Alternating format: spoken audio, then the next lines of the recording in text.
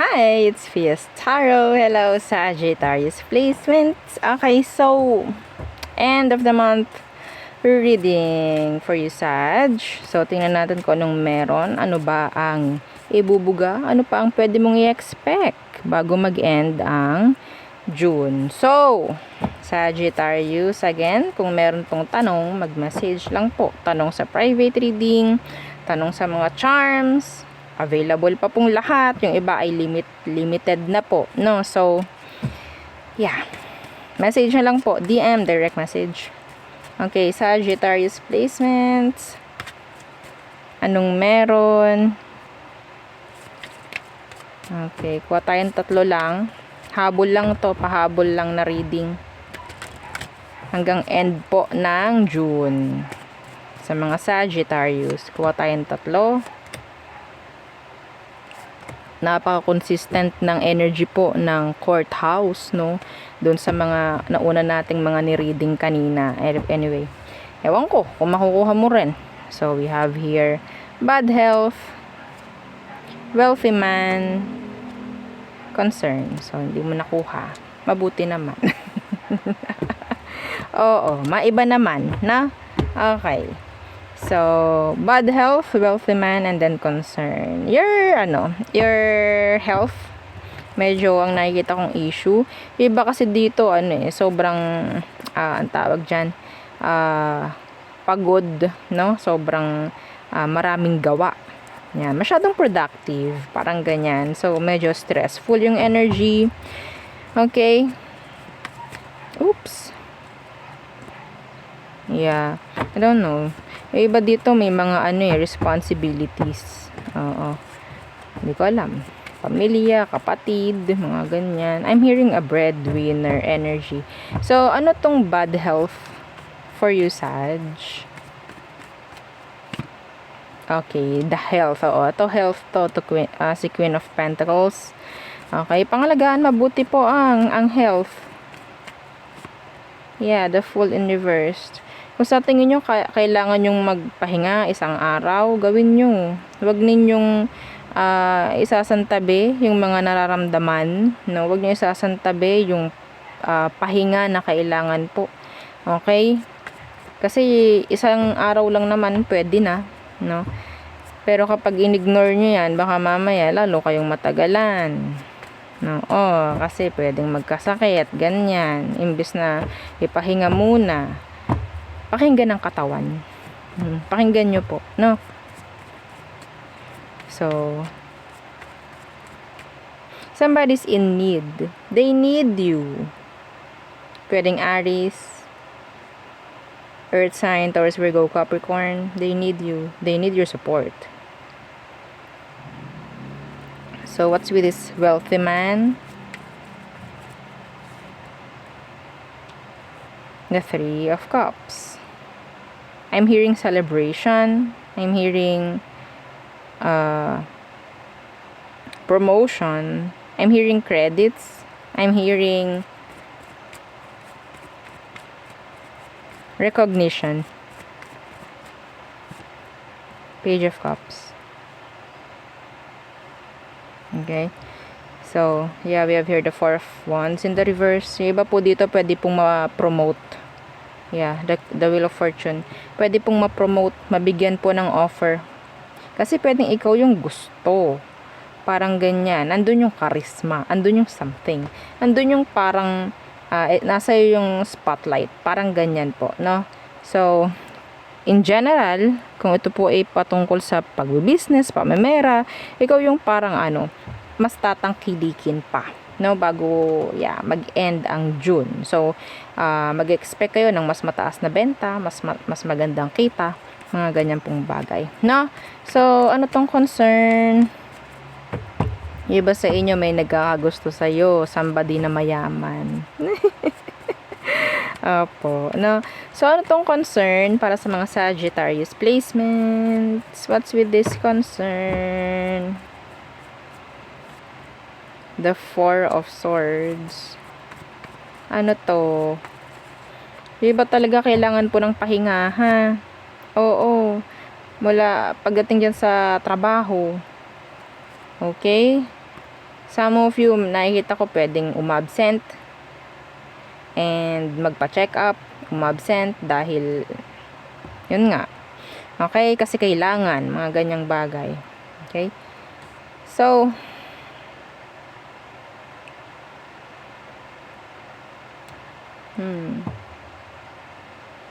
meron po ako naririnig na closed door meetings bago mag-end po ang June. Okay? Closed door meetings. Yeah, the High Priestess. Closed door. Like, sarado. Like, medyo private. Something like that. Yeah, merong mga matatakol, something na mga issue.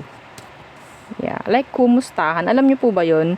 May mga ganun pagdating sa company, mga pinagtatrabahuhan, like kumustahan, kukumustahin, ano bang ginagawa mo, kumusta ka ba? Mga ganyang bagay. So, we have here 31, 13, and 33. Okay, so, pwedeng, yeah, that will be significant. So, ano pa ang meron pagdating naman po sa love? Sagittarius placements. Love naman. Love. Sa love, what to expect bago mag-end po ang June for Sagittarius? Ooh. Love. King of Cups. What's with that King of Cups? King of Pentacles. There's two. Pwedeng merong bago dito, sabihin natin, or pwedeng may magpupursue sa'yo, dalawang energy. Okay? King of Cups, King of Pentacles. Practical ka ba? Or ikaw itong sa emosyon. Saan ka? Diba? Anong meron dyan? Ay, hindi pwedeng parehong gusto mo. Huy! Oo. Pero ang nakikita ko, ayaw mo Ayaw mo ng control. Ayaw mo ng control. Mas pipili may freedom.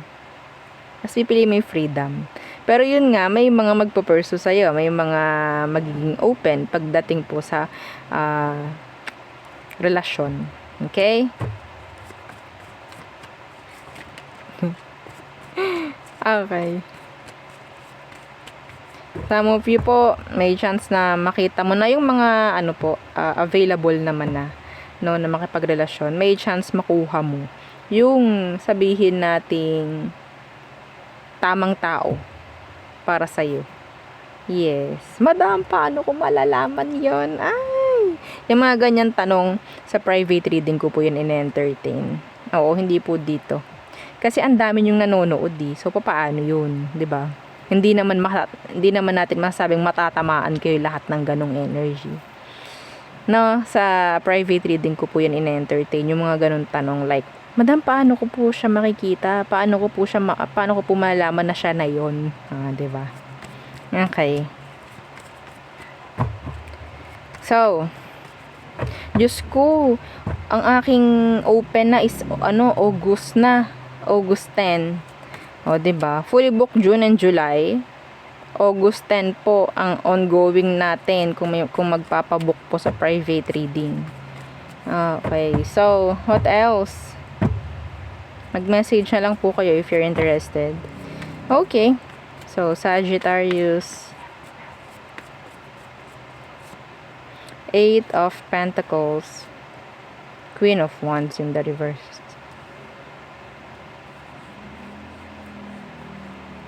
Meron talaga ditong sabihin nating may taong gustong-gusto ka talaga. Okay? At gagawa sila ng way towards you even though some of them nakakaramdam ng na-intimidate sila. They want you. They really want you.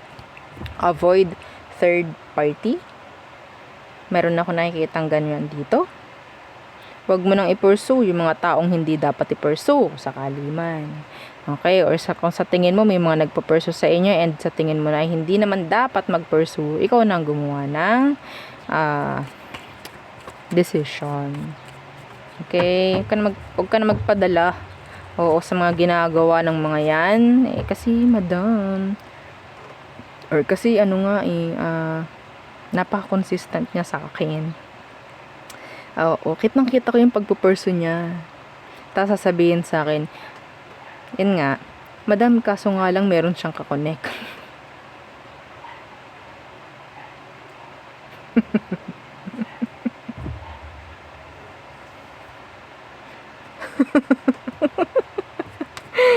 Diba? Oo. Okay. Kayong magpabulag ha sa mga ginagawa ng taong ganyan. Alam nyo nang meron, alam nyo nang may kakonek, madadala pa ba kayo sa mga pinapakita niyang, madam kasi araw-araw niya akong ganto ganyan, tinutulungan niya ako palagi, abay, wala akong pakialam kung siya is may kakonek rin naman, no? Diyos ko, kahit yan po ay talaga naman. Ay nako, ewan ko sa inyo. So ano pa? Sagittarius. The person on your mind, let's see. I'm hearing Papa. Ano yon? Okay. The person on your mind. So, pwedeng tatay to or nanay ng anak mo. May anak kayo. 3 of Pentacles in the reversed. The 5 of Swords. The Ace of Swords. This is a secret affair. This is a secret affair po. Okay? Secret affair.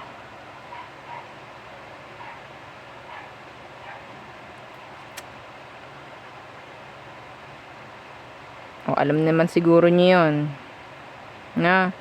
So, a secret affair. Pwedeng magkasama kayo sa trabaho. Pwedeng, mga ganyan bagay-bagay ba. Basta meron kayong environment na pinupuntahan. Pwedeng iba nga sa inyo, magkakaibigan kayo. Pero meron kayong something tagong relasyon. So, anong meron? Anong pwede mong i-expect dito bago mag-end ang June? Selosan. 6 of Wands in reversed. The Hermit. Paghahabol. Oo. Na? Expect pain. Expect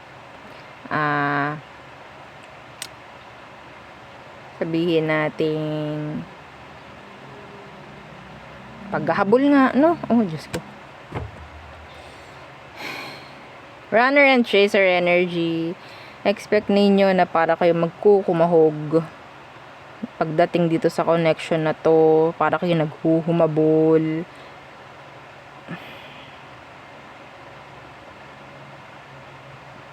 Well, pinasok nyo tong ganito gusto nyo yan na gusto nyo yan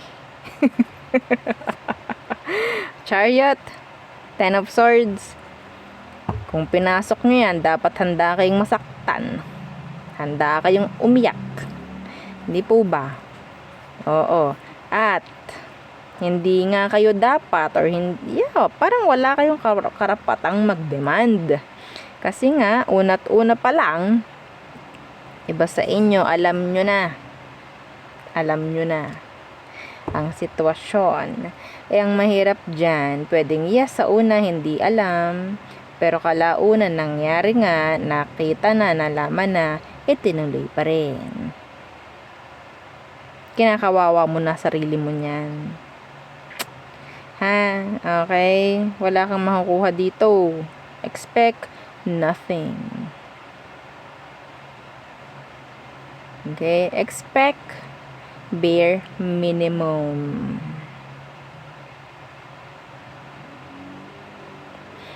Okay po. So, yun. Yun lamang. Masyado tayo maghahaba dito Oo, so, yun lang ang aking reading for you. Kung may tanong po, mag-message. Again, don't forget to like, share, and subscribe. And follow our FB page and sa nating YouTube channel na nasa description box below. Again, thank you. Goodbye.